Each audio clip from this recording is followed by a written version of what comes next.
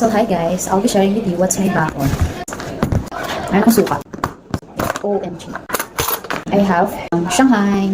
Yung ginawa kong ingredients dyan is low carb. I'll consider this as dirty low carb meal kasi yung ginamit kong wrapper dito sa lumpia is yung nabibili lang sa palengke.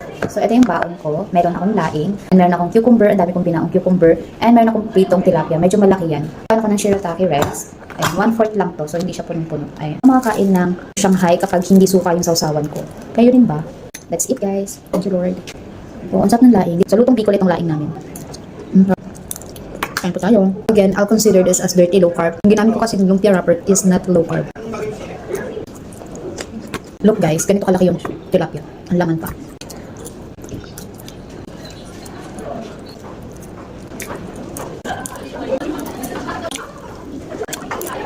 Of course, I have coffee here.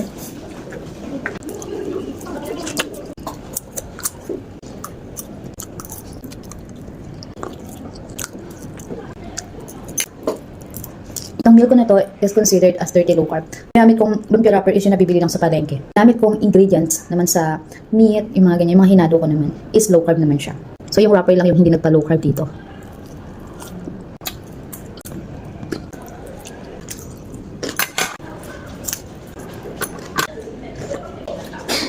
So ayan, tapos na akong kumain. Bye!